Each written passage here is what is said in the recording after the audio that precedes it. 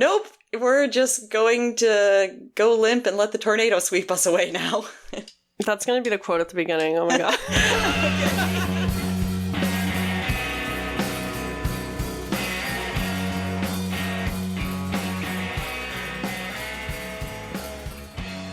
Hello, friends. Hello, friends. And welcome back to Pickles and Vodka, the mental health podcast, where sometimes we want to cancel, but we don't because the people have the right to know. Wait. What? God damn it. There was a beeping in the background. I'm, losing my mind today, Lauren. It's funny you started that way because I was like, oh, it sounds like you're feeling like I am then. I just got to 2 minutes before or whatever. I was like, okay, just show up. Yeah, we need to redo that tagline. Do you want to go this time or do you want me to try again? I don't know that I could put anything into words right now. Okay. Hello, friends. Hello, friends. And welcome back to another episode of Pickles and Vodka, the mental health podcast where we sometimes can't always put it to words. And so we decided to start a podcast.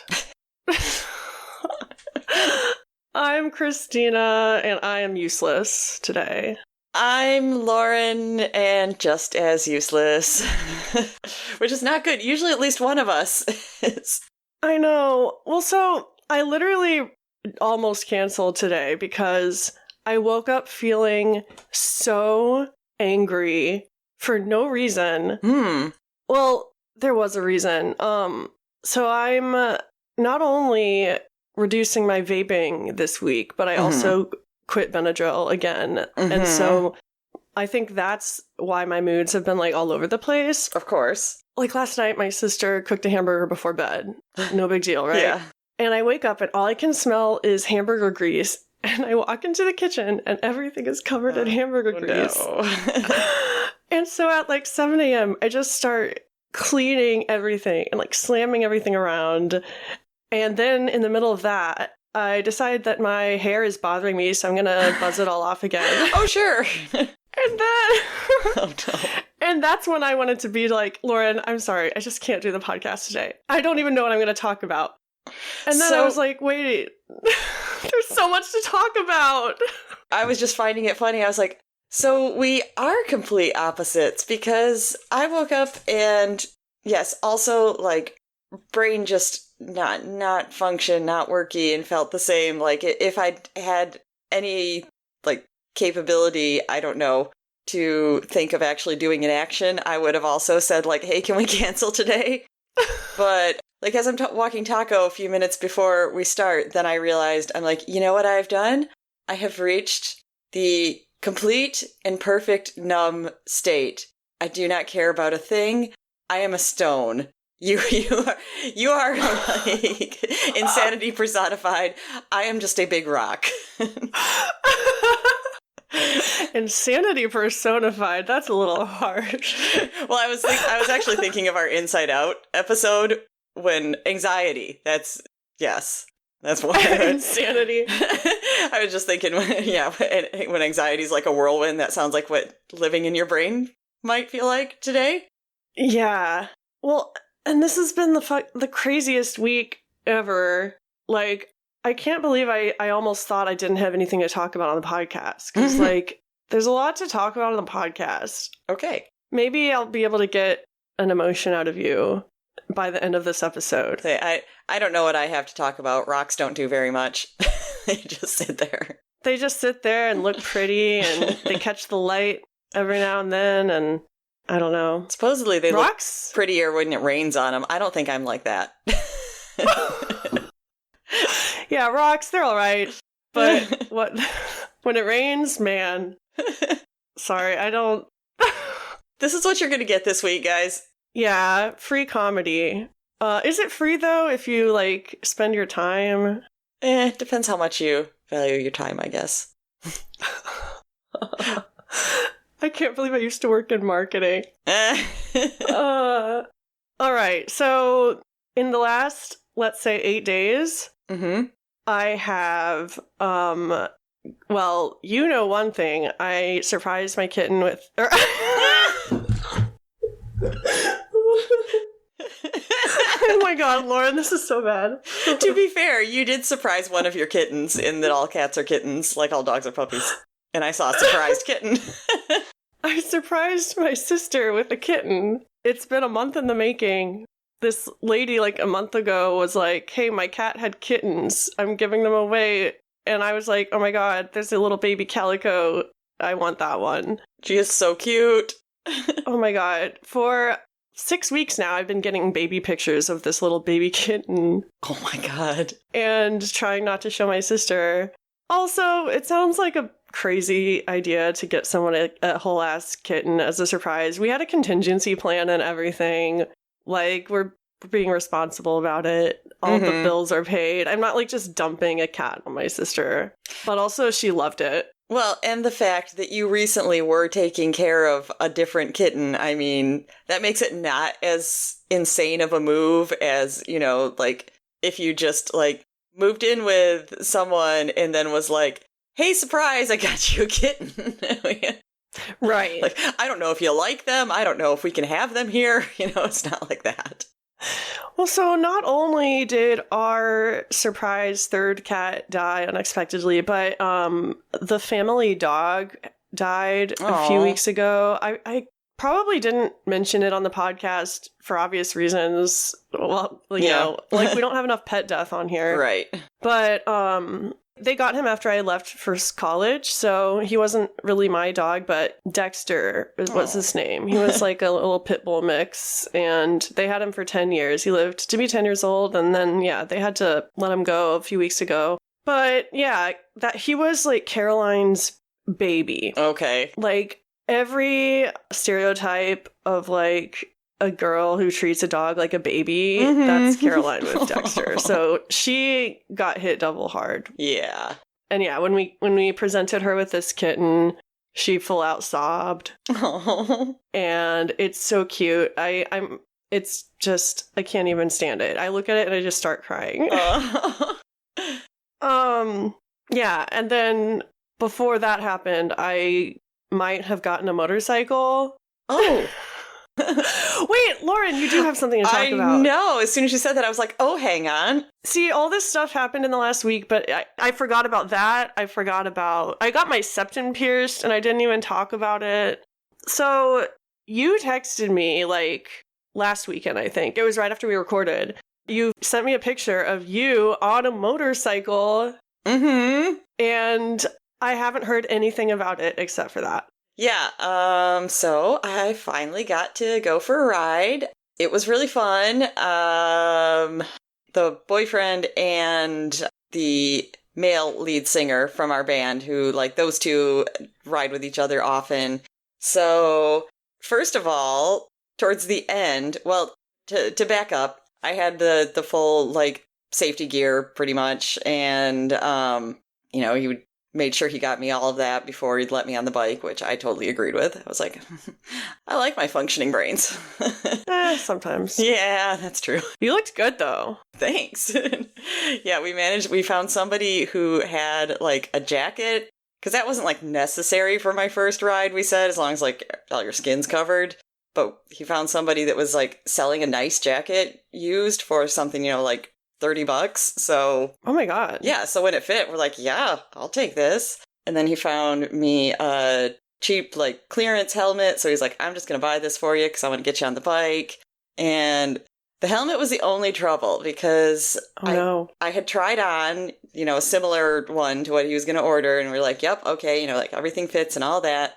But there was a spot where, I don't know, like, the padding is, like, right on my forehead that just was, like, rubbing really bad, and I didn't even know that's what it was at first, because we were out a long time. Maybe it was just, like, I wasn't used to holding up this heavy helmet with my head and my neck. And, you know, this is what he tells me later. He's like, you did a really long ride for your first ride. Like, we total went over 100 miles. That's like an all-day thing. Yeah. We rode down, you know, to pick up the other band member. That was super fun. I said that surprisingly, I was not as, like, nervous or afraid of, like, riding, like, being on the bike. What I was more nervous was the busier roads. So I was like, oh, so, it's not that I don't trust this. I don't trust other stupid drivers. And when there's more of them around me, it freaks me out. Yes. But the riding itself was fun. But then, then we got on, and there's a place where they usually go, and they get some lunch and then come back. And so on the way there is when it started to, rub on my head. And by the end, I was just kind of like, I really hope we're there because this hurts so bad. Oh, no. Yeah. And, we had lunch, and obviously then we're sitting free for a couple of hours. So I was like, okay, should be fine. And for the first 20 minutes it was, and then it started to get bad, and it got really bad at one point. I was just like, I'm so sorry. I'm nudging him, I need to stop and take this thing off for a second. Yeah, that's not normal. Yeah. And like I said, I didn't know if it was, because I hadn't ridden yet, if it was just the weight and I wasn't used to it. But we get home and, because I always have bangs, so I didn't see till I just happened to push them back, and there was just a red stripe, an inch thick across my forehead. I was like, I think that might be it. And it was like, oh shit, yeah, we'll figure out, even if we have to cut out some of that pad or something, yeah, that should not be happening. Oh my God. But other than that part, I was I was always having fun until I was experiencing extreme head pain. Well, yeah, even if you're not someone who is ultra sensitive to bodily sensations, which I am, by the way. So a lot of motorcycle gear, it can get really uncomfortable, but that is so not normal. Yeah. And I'm wondering if it was because it was too small or what. Yeah, I don't know, because I know that's what we had tried on a few helmets, because that's what he kind of said is that it shouldn't rock around on your head, but you also shouldn't feel pressure because that's just going to keep going. And I thought we had a good fitting one, and it was fine on the sides, but yeah, the front hurt. I'm actively zooming in on your face now on that picture you sent me to try to figure out. I mean, you have a tiny head. Yeah, the girl that was selling the jacket had a helmet, and she had an extra small helmet, and that's I know I tried that on, and after a few minutes I was like, no, I can feel this is just going to start pressing on my ears. It's going to give me a headache. So extra small, too small. And then he'd had a spare medium, and that's what I tried it on and said oh yeah, it does kind of rock from side to side. So we got a small, and it seemed perfect, except for that. Man, that's annoying. Yeah. But I'm so glad that otherwise it was fun. Yeah, because that didn't turn me off. I figured it was okay, cool, I want to solve this problem and then go again. I wasn't just oh, it hurts. I never want to do this again. Yeah, there's been a few times I've had to pull over and remove gear because it was either too uncomfortable or it was just too hot. I started riding motorcycles in Texas, and so leather jackets and stop and go traffic. There's been times I've about to have heat stroke. Well, and I'm kind of like you with the body sensations too. If I just start noticing it and focusing on it, I'm thinking the snap at my neck, I could see that just starting to feel I feel I'm being choked. I need to take this off. Yeah, and you can't focus on anything else. Because, yeah, it's just when it, I don't know, catches your attention, and then, yeah, you just keep thinking over and over, I can't. Oh, man. That's exciting, though. Mm-hmm. I haven't even asked about it, all week. I feel bad. Well, I figured it'd be easier to talk about it, so. Yeah, I feel bad for people listening to this episode. We sound I sound manic. I'm just this is the state of our brains today. And let's be honest, most days. Yeah. Yeah. As opposed to the other days when we have it so together. Right? Yeah, they're going to be really thrown off by this. Well, no, we're not together in different ways, though. I feel I'm never this unhinged.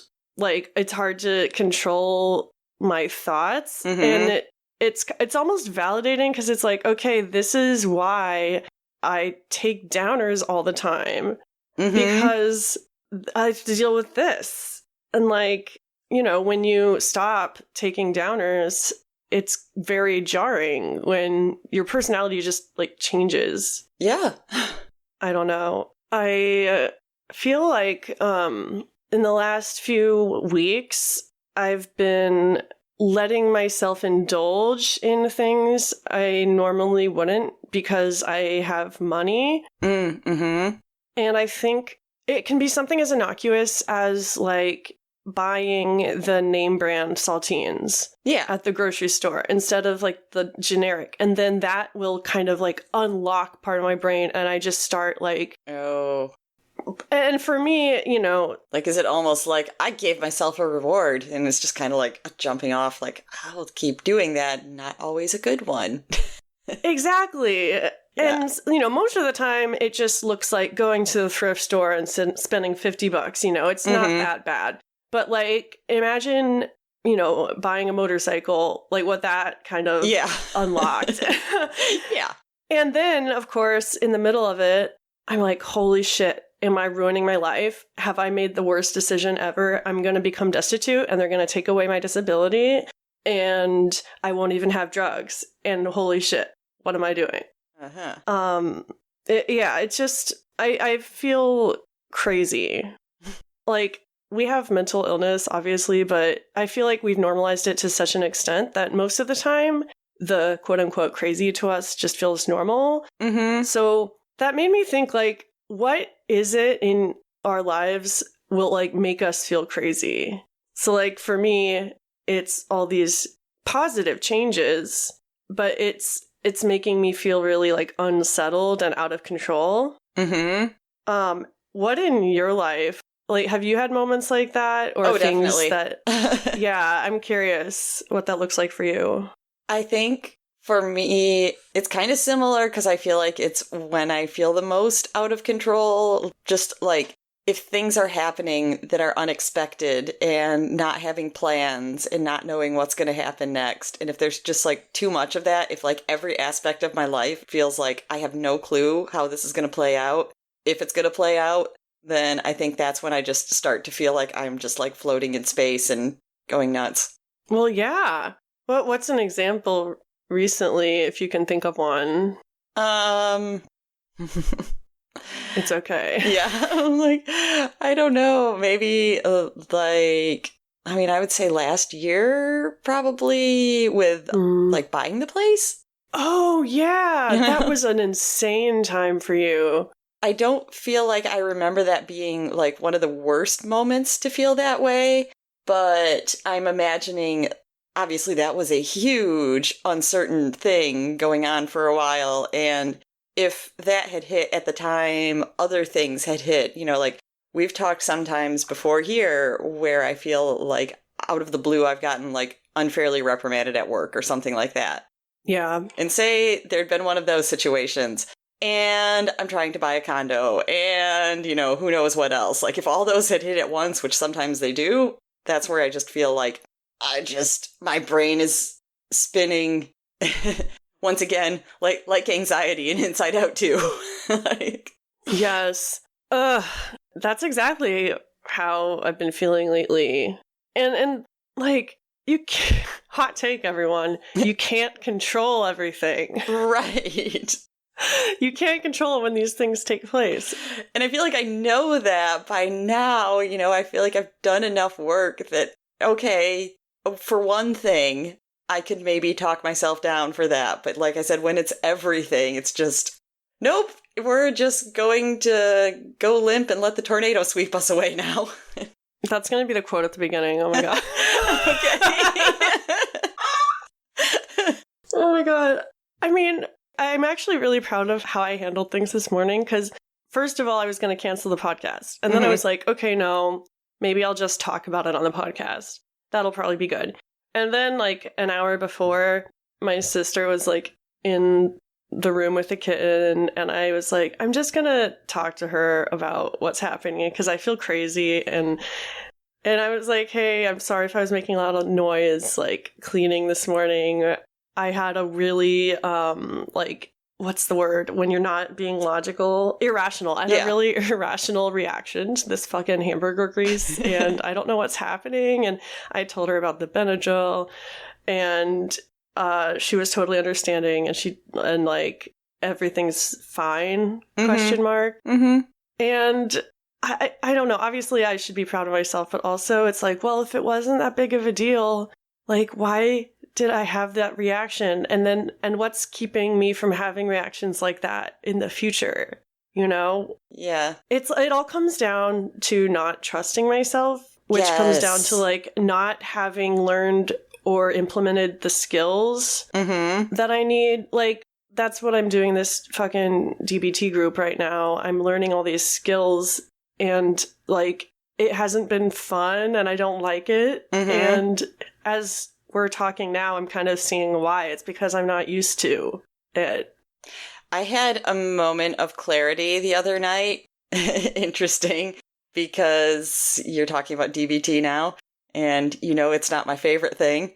But I was thinking of it in terms. It was like I was just thinking of like some general like continued relationship frustration things that I've experienced off and on.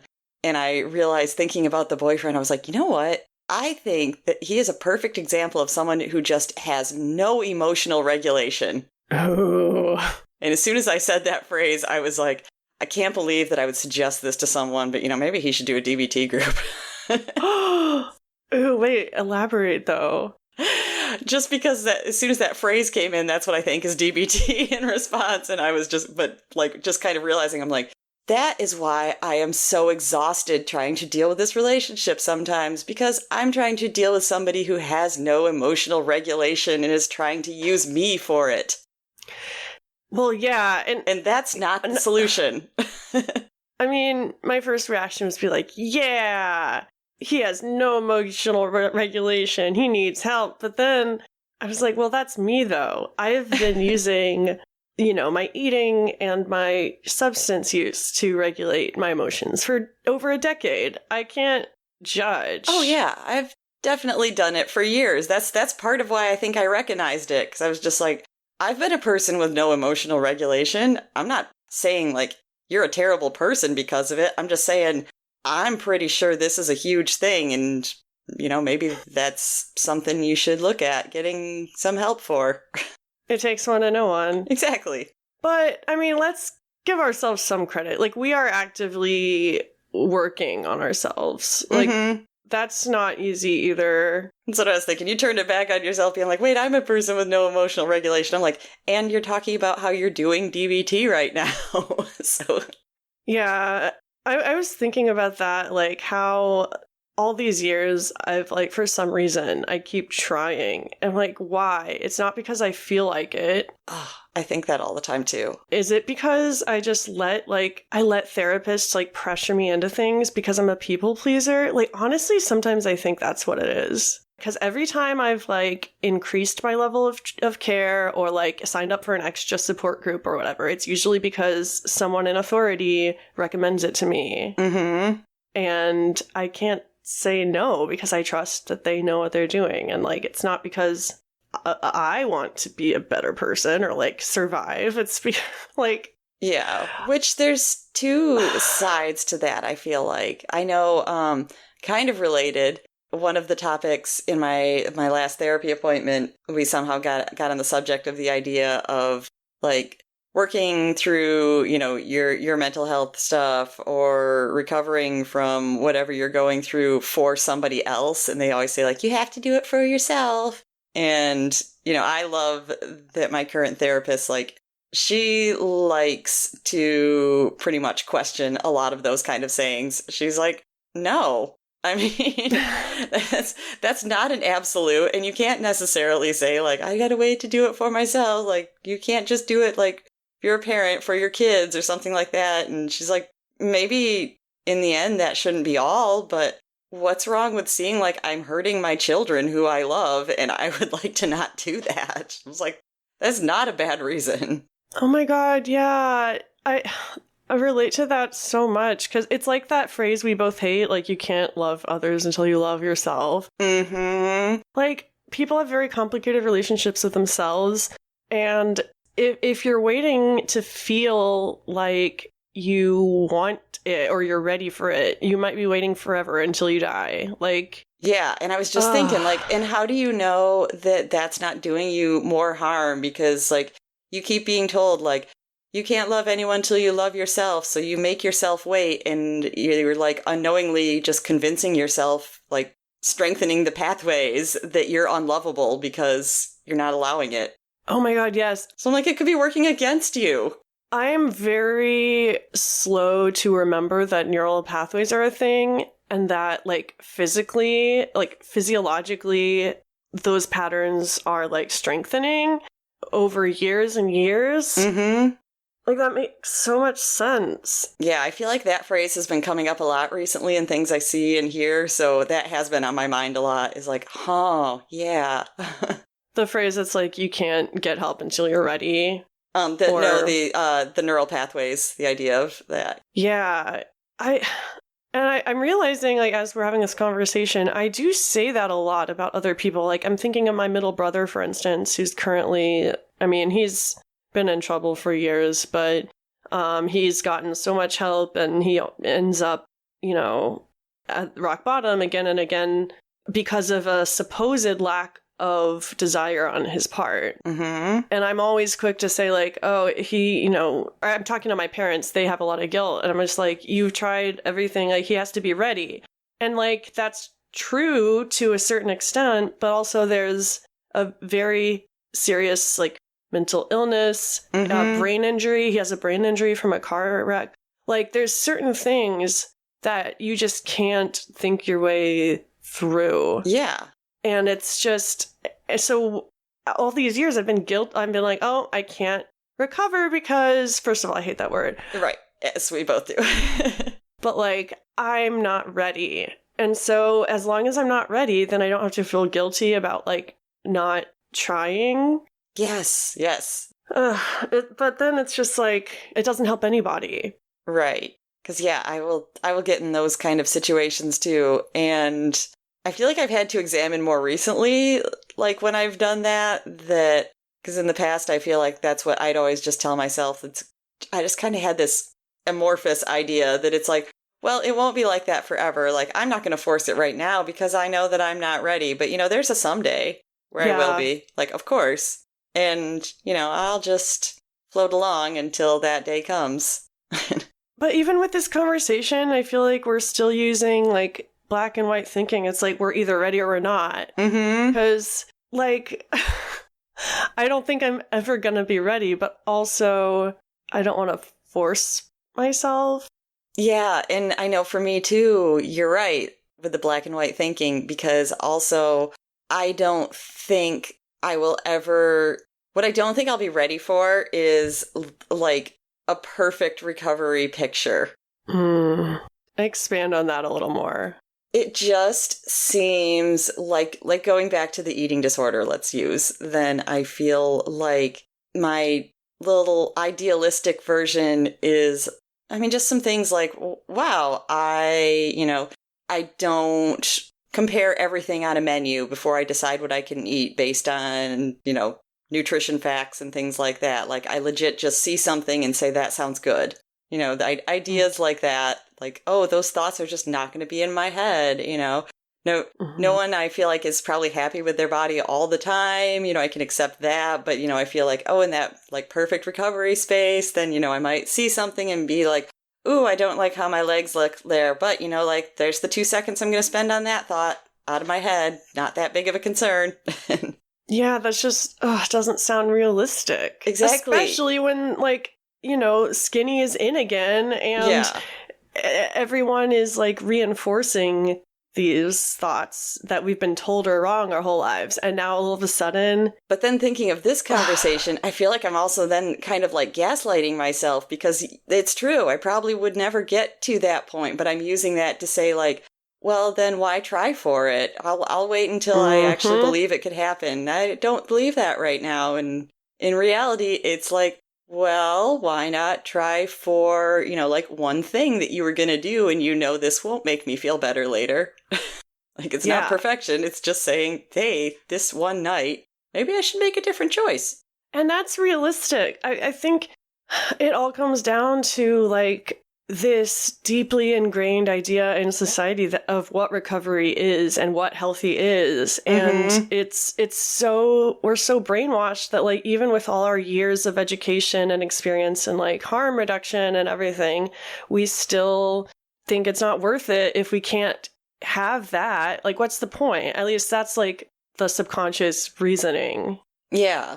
And it's harder, I think, too, when outside people are imagining that way. So you're getting that kind of like external judgment on it as well. I mean, I think of like times I went to treatment when I did tell my parents, and that's one of the reasons that I didn't more recently, because I could tell when I'd have a conversation with them that they would imagine the recovery process as like the incline up a hill, and they want to know after I've been there for a month, like, so, I imagine you are just moving on a straight line upward. What are you, halfway up the hill? 2/3 up the hill now?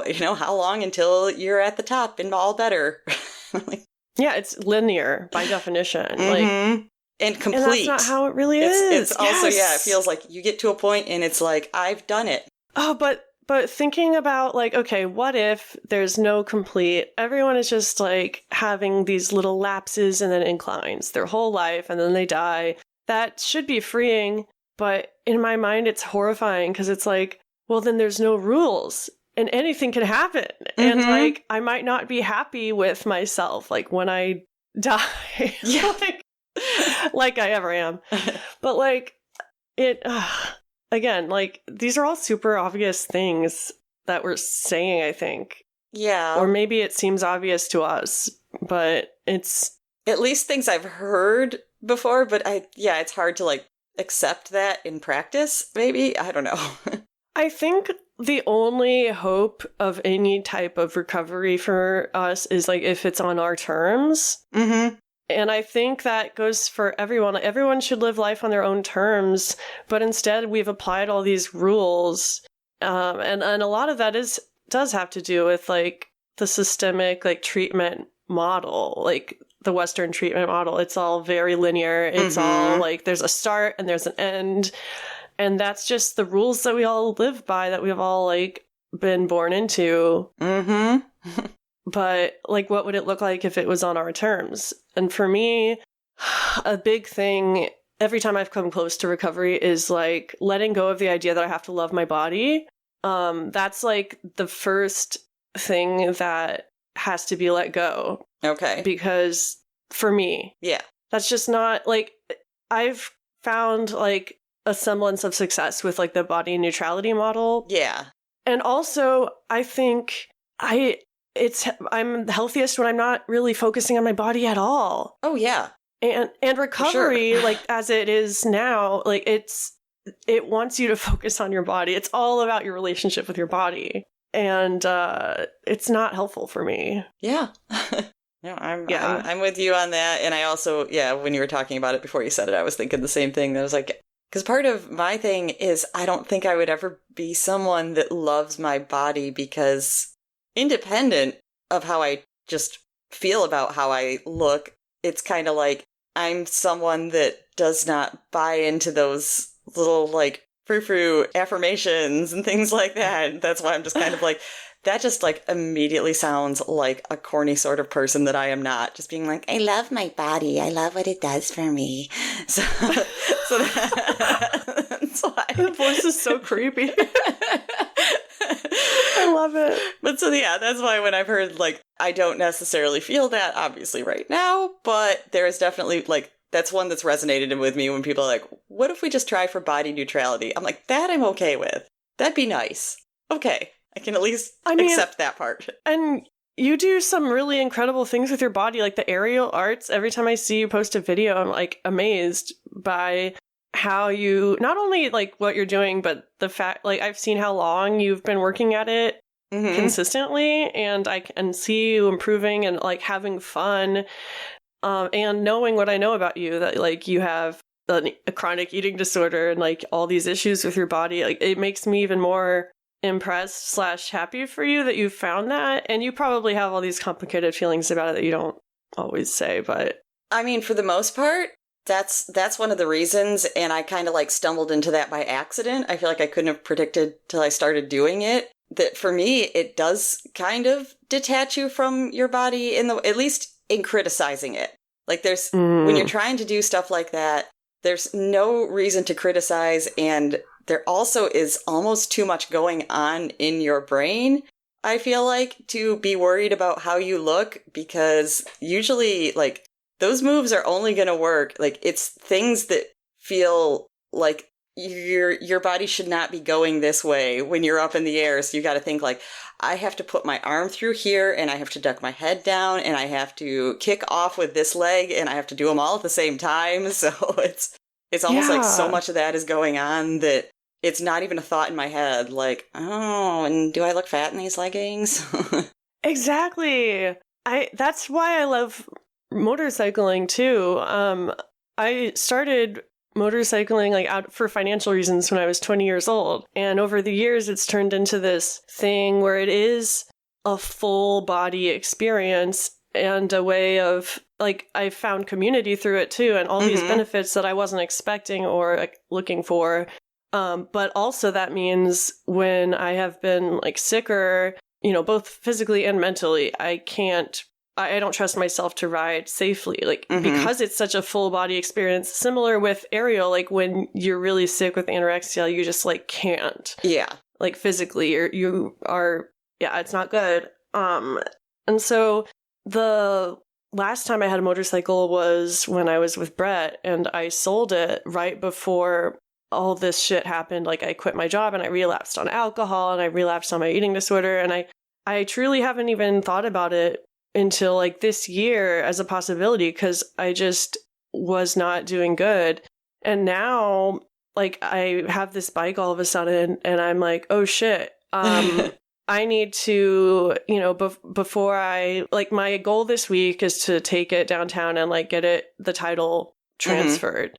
And I keep putting it off because it's just this huge task in my mind. And I don't know if like, because my body's going through all these weird changes right now. It's not a good time to do that, but it's a huge motivator to like get healthier so I can get back into that part of my life that honestly, when I look back at things I used to do, like go on these multi-state rides and like camping in the woods with a bunch of people I've never met, like I'm like, how the fuck did I do that? I seriously don't know how I did that. Part of it was being in my 20s, you know. Well, yeah. But I know those things can like take place in my life again. All that to say, that is a bigger motivator to like quote unquote recover than anything else we've talked about. That makes a lot of sense. And it is something that kind of happens by accident. Like I didn't buy a motorcycle so I can work on my body image issues. Yeah, you didn't say like, this is going to be my recovery bike. But yeah, over time, because I've been like doing all these little things, like clawing my way to a healthier version of me. It didn't happen overnight. And maybe like, and this is the first time I've actually been able to do this, like make this kind of step, not just financially, obviously, but yeah, like to even see in the future, like, I think I'm able to do this again or will be soon. Yeah. And just being able to see a future at all. I mean, you understand what a big deal it is. It's a huge deal. And I think it is horrifying to think of all the things that can go wrong in the future. But the fact that we're thinking about a future at all. Oh, yeah. Yeah, I agree with that. Yeah. So I have a piece of news that I wasn't sure if I was going to share mostly because it's something that is just in like the tiniest of baby stages. And I don't know if anything will come of it. Okay. I feel like you know how that is because you probably would make the decision as I normally would too. Like, oh, let's wait until something's a little more sure before I talk about this, because very likely could be nothing. One of my friends texted me back. I'd asked her to go to our next band show, and she was like, oh, I can't make it that day, but you should check out the Facebook post that I just tagged you in. I never go on Facebook anymore, so it's good that she told me. Two of her good friends, who I've met a few times, and I know they have a pretty, like, well-known band in this area. One of them posted, he was like, hey, do you play keyboards and sing or know someone that does? Do you want to join us? Oh. And she tagged me. She was like, that sounds like my friend Lauren. And he immediately responded to me and was like, you interested? So you're joining a second band? Possibly. And, like, this would be a different feel because I'm pretty sure that they are more like they write their own songs. So it'd be more originals and stuff. Oh, my God. That's so good. And what kind of style are they? I'll have to, like, listen to some things. I'm sure I did, like, way in the past, because I said I know I've met them a couple times. I feel like they're kind of like maybe an indie rock feel with, like, more of a punk influence. Love it. Yep. I mean, definitely, the girl, I've met her a few times, she looks cool. So she looks like she should be in kind of, like, a punk-influenced band. Yeah, you're like, that's all, sign me up. I'm just like, I like her vibe. Yes. Yeah. But so I just answered and I was honest. I said, like, I am not saying this to be discouraging at all. I am interested, but right now I'm maybe like 80% sure that I could commit. I just don't want to say yes and then be like, I can't. So I was like, I just want you to know I got a lot going on, but I do have a lot of interest. Oh my gosh. And that's also, like, to me, that is indicative of growth too, is like an interest in things. For someone who's so depressed. Yeah. I just love that. And also, what's the next step? I just, I don't know where things are at because I said I never go on. So I was like, is it like not a good idea to just post your phone number on a Facebook comment? Probably not. So no. So I just told him I was, said all of that in response. And I said, please feel free, to hit up our mutual friend. She has my phone number. Go ahead and contact me. So I haven't heard back yet. Though I think I did see that he just responded like, yes, I'll do that. So. It's one step closer to becoming world famous. That's right. Because I think I've seen, like, they go up and play shows in Chicago sometimes. Maybe they did this more when they were younger. Like, I think they've done kind of like mini tours. Oh my God. So I said, I'm like, they're kind of a big deal, I feel like, around here. I mean, you're kind of a big deal. We'll see. Like I said, I think you thrive in the spotlight, but you're not the kind of person that, like, seeks out the spotlight. Yeah. Well, and, like, in real life, like, I don't want you to pay attention to me as me. I want to perform for you. Yeah, I can't relate to that at all, but that's cool as fuck. Because definitely in daily life, I'm not someone that's like, look at me, pay attention to me. I think we all know that. Right. Well, performing is so different from, like, truly being perceived. Mm-hmm. Like, duh. Yeah. I mean, it's kind of like sharing with everyone else, like what you love. Yeah. It's like, now I'm thinking of, like, I have a ton of tattoos and stuff, and I look like a very, like, loud person. My style is very, like, loud, but I'm like you. I hate when people pay attention to me. I don't like being perceived. And so I've always kind of felt like a fraud being this person who likes, I don't even know what you would call it. What did you say? To perform? I don't feel like I'm a performer though, but now I'm wondering, like, how would you differentiate that? What would you call that desire to, like, I want to be seen and heard? Yeah, I get some of that too, especially because, one of my things always has been, like, any chance to do a crazy hair color I love. And I feel like... Makeup too. Yeah. But I feel like especially the hair, like, if I have a chance, like, I know that I don't have a job that's going to give me crap for it. Like, I can literally dye my entire head turquoise. I will take it and I will do it. But people see someone like that and I feel like, yeah, that's the idea, is they're like, oh, they like everyone looking at them all the time. And I'm like, no, I just like fun hair colors. Yeah. Oh, it's so interesting. And then I feel like it's the same thing as, like, you see somebody covered in tattoos, and you're like, obviously they want someone to notice them, and it's like, maybe I just like tattoos. Well, not only do I love tattoos, but it's almost like subconsciously I'm covering myself in these tattoos because I feel like either A, they'll help me understand myself better, or they'll help other people understand me better. Mm-hmm. And that's interesting to think about. Mm-hmm. Like, what is that? It makes sense to me, but yeah, that's an interesting thought. Well, yeah, and then it made me think of you, and, like, do you feel like when you perform, it gives you any of that sort of catharsis or that feeling? Sometimes, yeah, like the things that I know I can't be all the time, but it doesn't mean like I don't have some of these like feelings and needs to get out. It can kind of be like that. Yeah. Because I think, yeah, like sometimes like when I'm performing with the band, then some things that I can do there, then yeah, I've had the feeling before where it's just kind of like, I'm not a person who's always going to, just like throw my personality out there and be like, oh my God, look at me. But it's just kind of like you can do something and have your little like rock star moment. It's like, if I were, here is that person. And that's why I really want to see you live one of these days. Because I feel like you are even reserved like on the podcast sometimes. Like, I mean, oh yeah, you're the queen of minimization. Right. And so like, yeah, I think that's so fascinating. Like people who perform like that, who I know are like quieter in real life, that always fascinates me because I get so much anxiety at the thought of like singing in front of all those people like you do. Yeah. I can't even like play piano for like my sister and my cat without like messing up out of nerves. I don't know. I don't really consider the podcast a performance though. Yeah. Like the longer it went on, then I felt like the easier it was to just feel like we're just talking to each other. Exactly. Especially lately. I think it's been a good exercise in just like showing up and letting what happens. Today was clearly both of us just showing up. Well, yeah, and I always have to push back that feeling of like needing everything to make sense and be presented perfectly.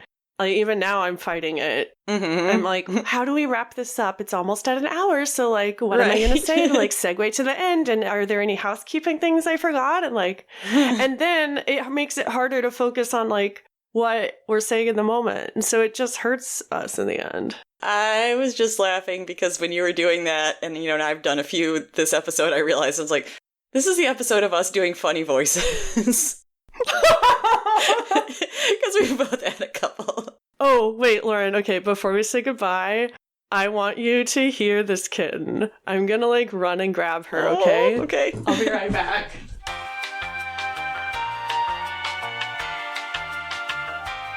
Okay, she like woke up from a nap. So she's not saying anything. Hey. Hi. Oh my God, I wish we had video right now. I know. Does she have a name yet? Connie. Oh. Yeah. It's funny because she's a calico, so like she's probably a girl. But my sister like for some reason thinks it might be a boy. And so every time I say she, my sister's been saying, they, them. And it's so funny. It's like, yes, the gay agenda is winning. But it's probably a girl. Yeah. Okay, she's not saying anything right now, but just know that she is sitting next to the microphone, and the microphone is like 2 times as big as she is. Oh, she's so cute. Yeah. This has been an episode. Yeah. I feel better, though. That's good. Yeah, how do you feel? Yeah, I'd say, I guess I feel better because, I don't feel like a numb rock anymore after this kind of whirlwind of an episode. I was going to say, do you feel like a rock? I realized I never posted the pickle poll. Oh. I made the graphic and everything. Okay.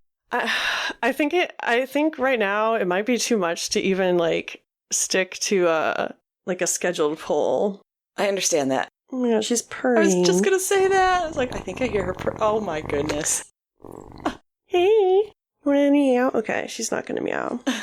But we got little purrs. Yeah, we got little purrs. I mean, if anyone feels like answering the poll, it is, what would it mean to let go of the idea of being perfect? Still pretty relevant. Yeah, I was going to say, we can still talk about that for a whole episode. Oh, yeah. So, oh my God, she's biting me. Okay. This is a mistake to bring her into our studio. I'm glad we did this, and I'm really proud of you, Lauren, and I'm excited to hear where the band goes. Yeah, we'll see if anything happens there, but it's just a tiny little thought now. You're a rock star on here, no matter what. Okay. All right. All right, bye. Bye. If you like what you heard, tell a friend about the podcast. You can send them to picklesandvodka.substack.com, where they can listen to our entire catalog and find our newest merch. We love hearing from our listeners, so leave us a voice message at speakpipe.com/picklesandvodka. My personal Instagram is at xtinajumper, and Lauren's is at Lauren3_AFH. We'll see you next week.